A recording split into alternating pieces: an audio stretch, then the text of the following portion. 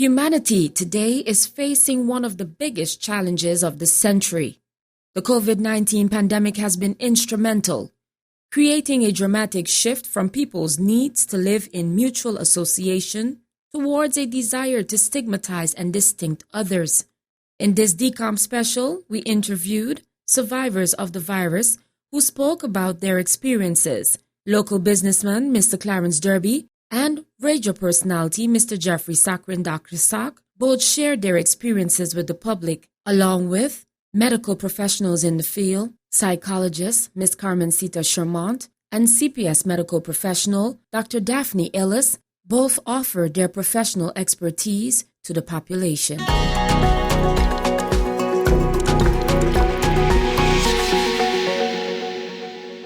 CPS medical professional Dr. Daphne Ellis, what are your recommendations for those who are trying to combat the virus?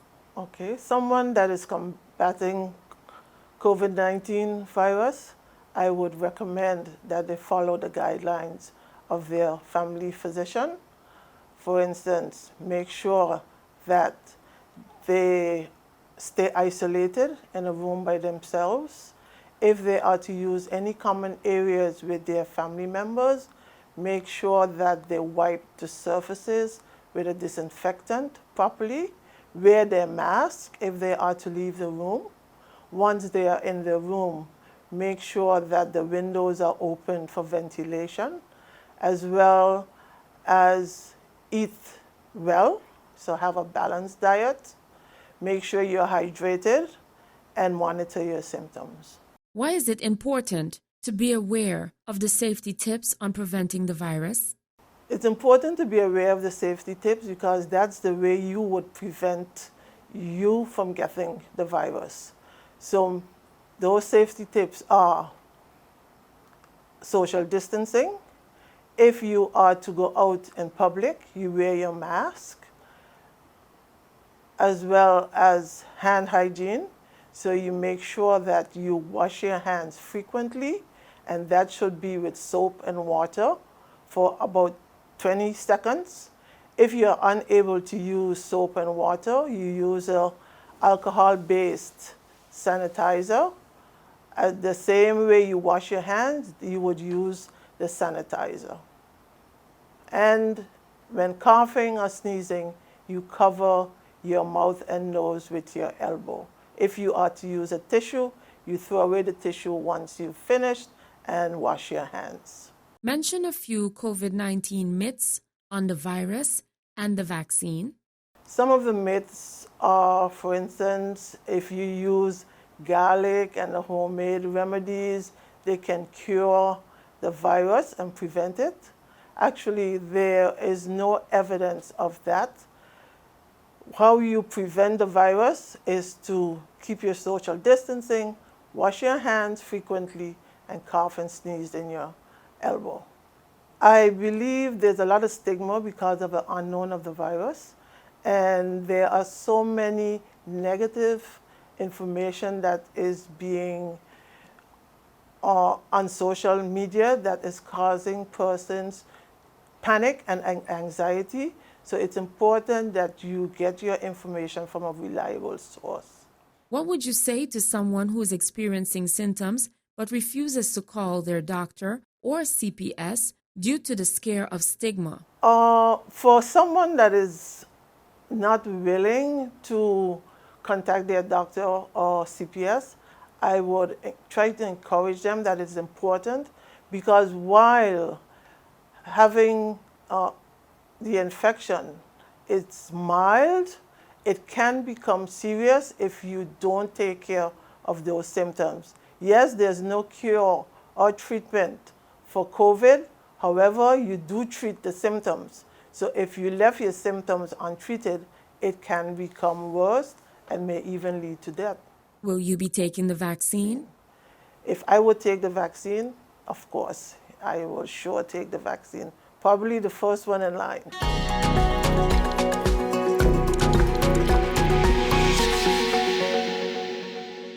Mr. Clarence Derby, what symptoms did you experience during the beginning stages of the virus? Well, first of all, I'd like to thank DCOM for given me this opportunity to share my experience in the hope that it might be able to help someone who is going through it, or someone who did not even get it as yet, how to be careful.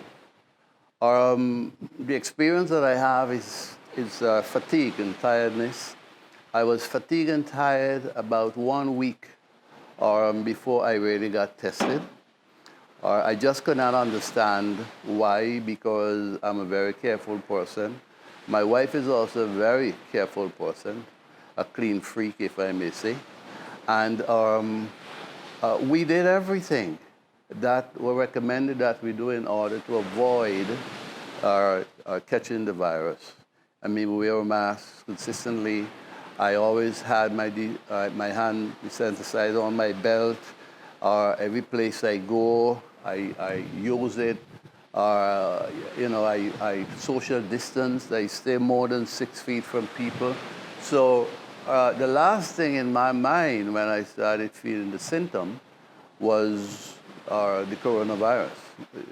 It was not there. So I was thinking that it was just fatigue, because of course I was going through a very hectic time on the job and everything else, and I thought it was just fatigue.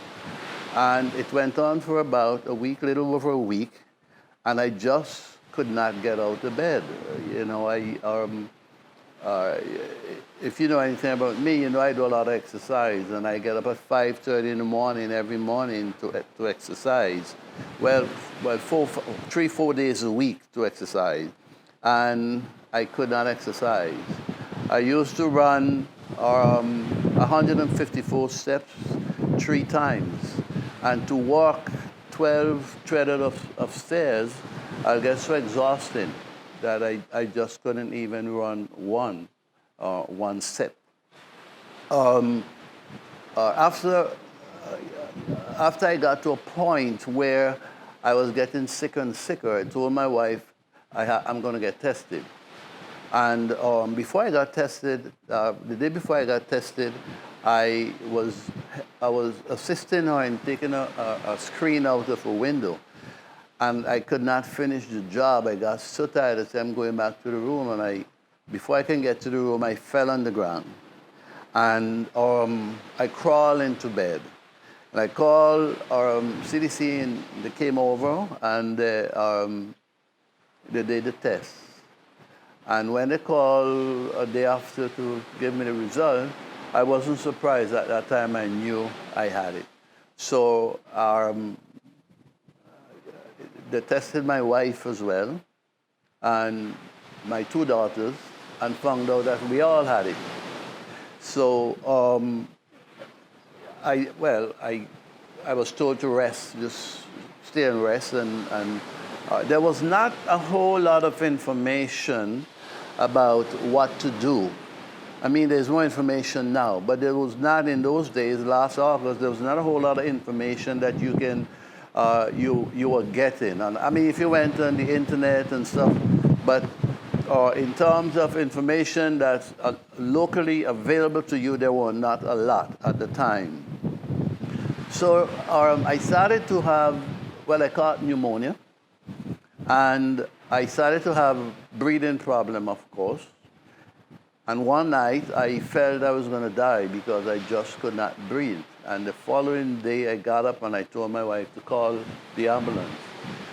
She did, and they came and immediately gave me oxygen, and the oxygen in the ambulance took me to the hospital and did some tests. And did the chest X-ray and some other tests. And I was told right after that I was going to be admitted.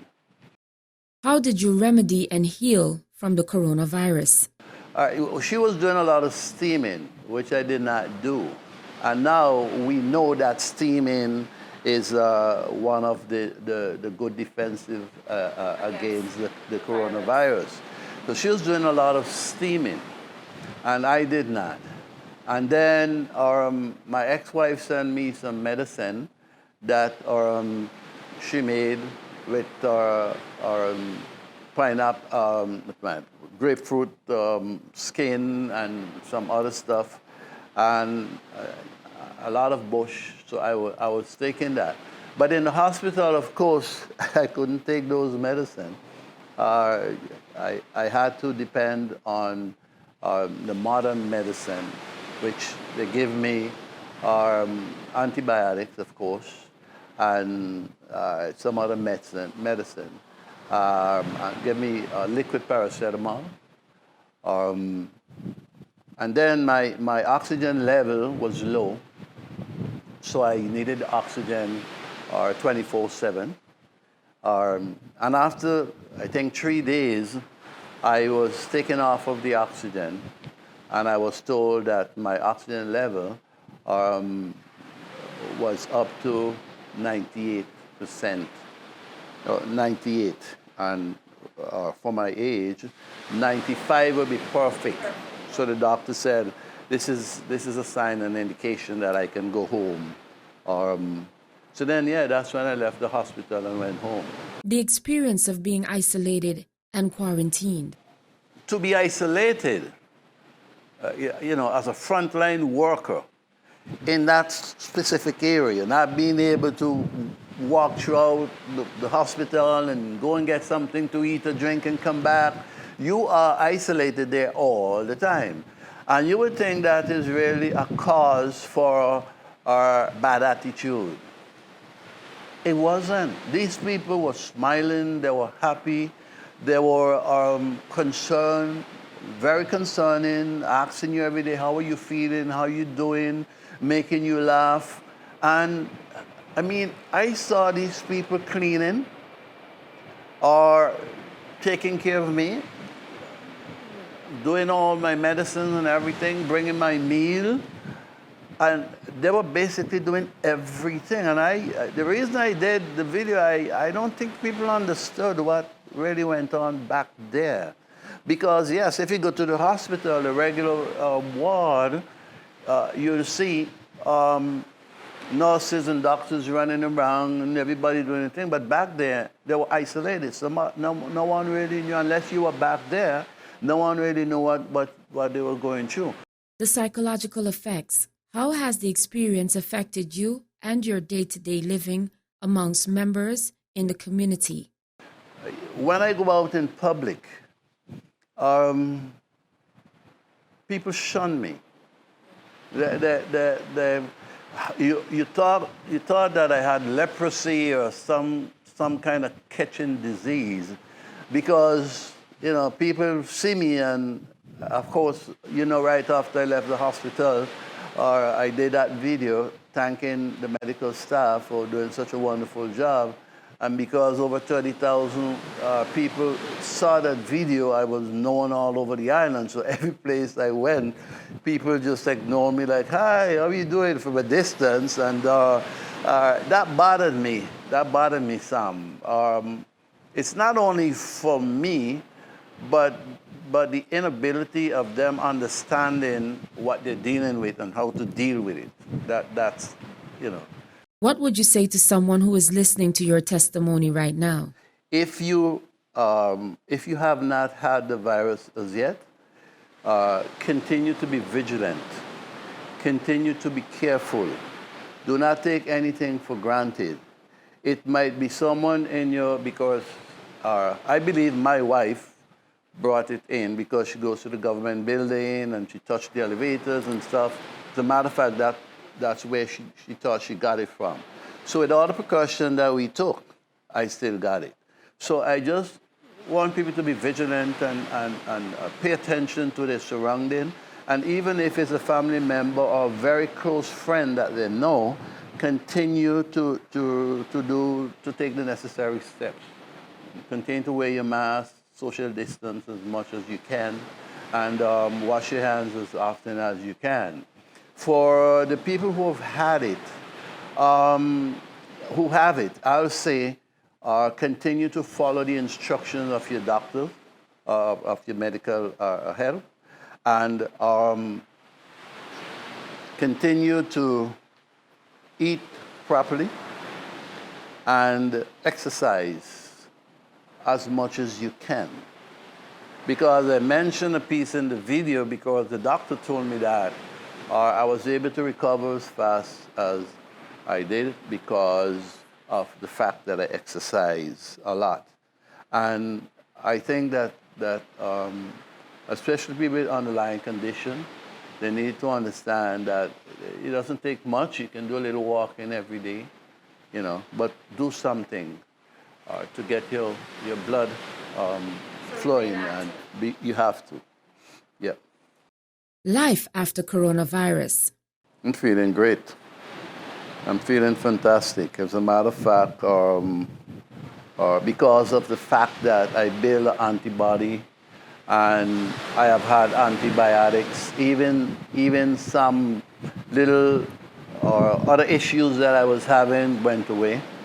I'm able to do even more exercise than I was doing before, which means my lungs is completely healed. As you know, I swim and I'm swimming now. I mean, I swam yesterday and I'm feeling just fine. I'm feeling great.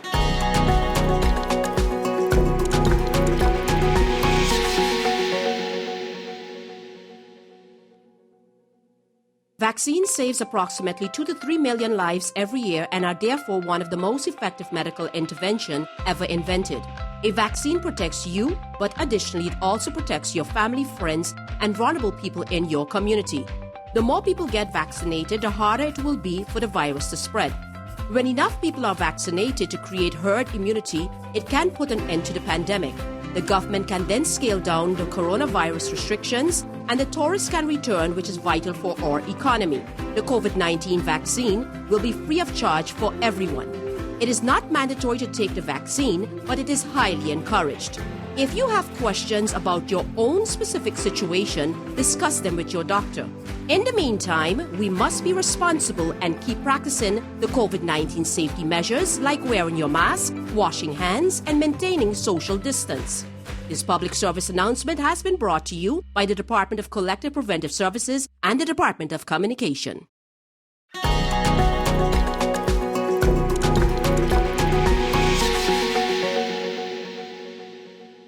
Rate your personality, Mr. Jeffrey Saccharin, Dr. Sack. What symptoms did you experience? I came home from work, and I will never forget any of this, and it's etched in my memory.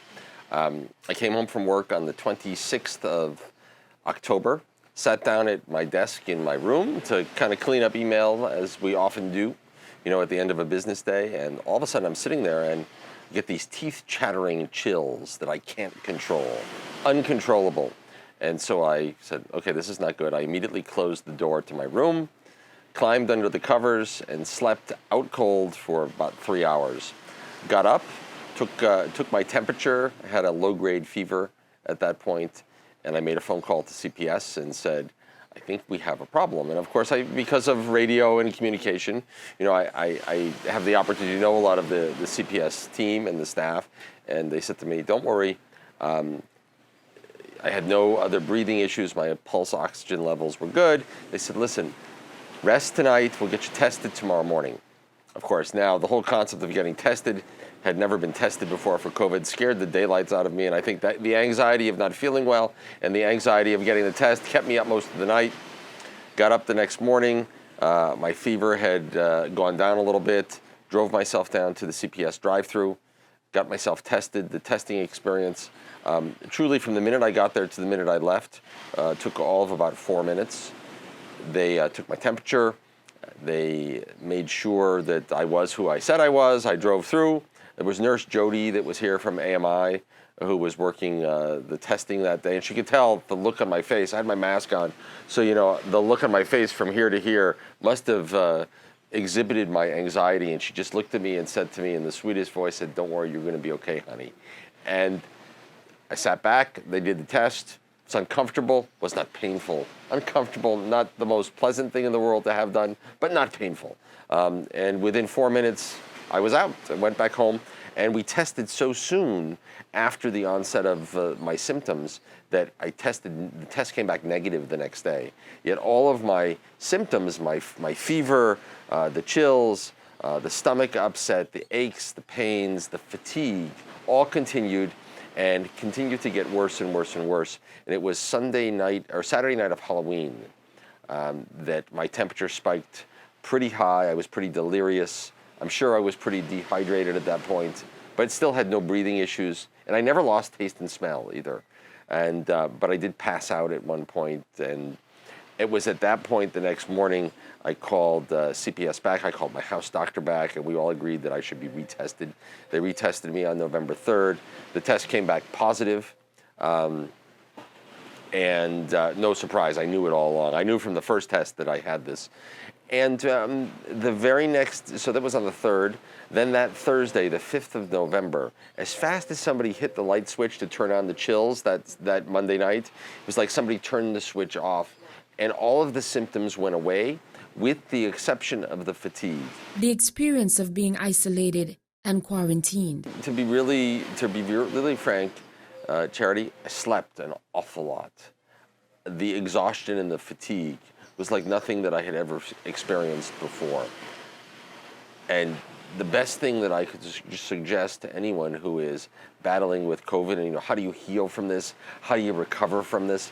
The best thing you can do is keep yourself hydrated, lots of water, lots of electrolytes. The doctors had prescribed paracetamol on a regular basis.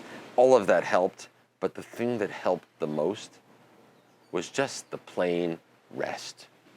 And that's what I did with most of my isolation. I slept, watched a lot of television. Life after coronavirus. I'm happy to say, that things have returned, from a day-to-day perspective to a new near normal. I feel fine. It was challenging in the beginning, though, because I was very public with my story. I told the story on the air, I told the story on social media, and now telling you the story. And I want people to know that if you have COVID, if you get COVID, if you get the coronavirus, if you have COVID-19, you're no different than anyone else.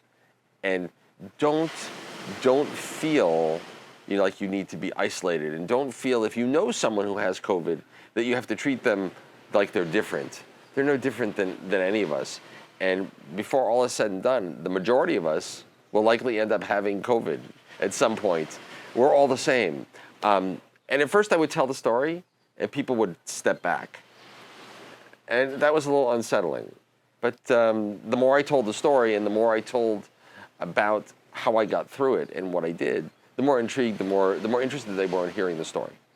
The psychological effects. How has the experience affected you and your day-to-day living amongst members in the community? I think the hardest thing, being in the media, just similar to what you do, right? When you're in this building, or in this business rather, you're used to, being in the thick of things and being at the events and doing all of these things. The hardest part for me, my last public event until New Year's Day was the prize giving at the 40th St. Martin Heineken Regatta. I did nothing. I didn't go out, no events, zero. That was hard. That was hard in this business because you're so used to being in the thick of it, in the middle of it. And finally on New Year's Day, I did the New Year's dive at Character because it was outside and I could socially distance and I could spread people out and they could do their run into the water and feel like they were being a little refreshed. Yeah. So, but that was the hardest part. And to this day, I still really don't go out and do lots of public events because I'm trying to set, I want to set the right example, right? If you see me on the street, I will have the mask on my face or in my pocket. And I generally just don't, I stay out of the limelight when I'm not on air.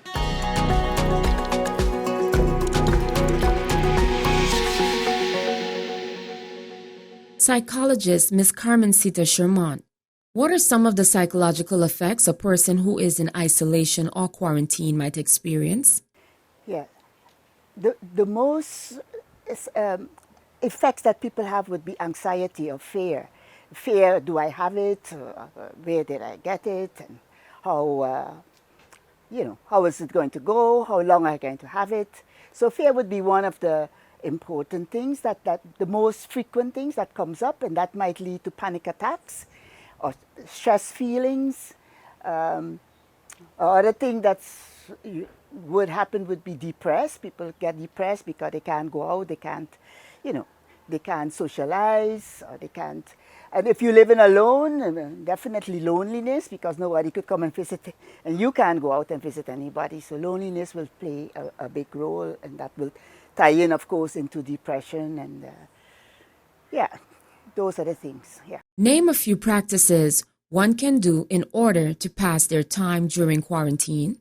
While you're in quarantine, you do several activities. Maybe you could catch up on your sleep or your rest. You could do some gardening. You could explore your creative skills like photography or painting, or you could go online and maybe you want to do something, another course or something, you could do that.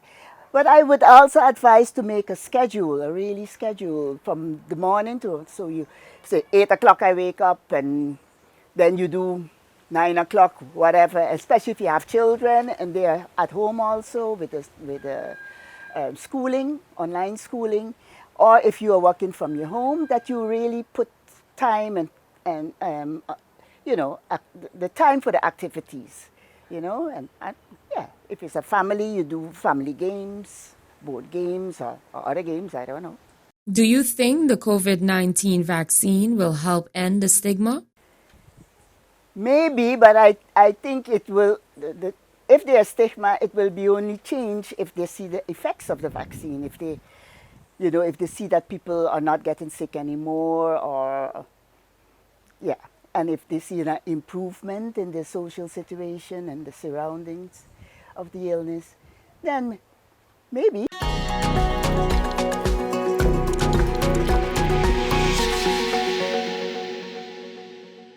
Les vaccins sauvent environ 2 à 3 millions de vies chaque année et constituent donc l'une des interventions médicales les plus efficaces jamais inventées. Un vaccin vous protège, mais il protège également votre famille, vos amis et les personnes vulnérables de votre communauté. Plus le nombre de personnes vaccinées est élevé, plus le virus aura de mal à se propager. Lorsqu'un nombre suffisant de personnes sont vaccinées pour créer une immunité collective, cela peut mettre fin à la pandémie. Le gouvernement pourra alors réduire les restrictions concernant le coronavirus et les touristes pourront revenir, ce qui est vital pour notre économie. Le vaccin COVID-19 sera gratuit pour tous. Il n'est pas obligatoire de se faire vacciner, mais il est fortement encouragé. Si vous avez des questions concernant votre situation particulière, parlez-en à votre médecin. En attendant, nous devons être responsables et continuer à appliquer les mesures de sécurité du COVID-19, comme le port du masque, le lavage des mains et le maintien de la distance sociale. Ces messages d'intérêt public vous ont été présentés par le département des services de prévention collective et le département de la communication. Remember, COVID-19 does not discriminate. Neither should we.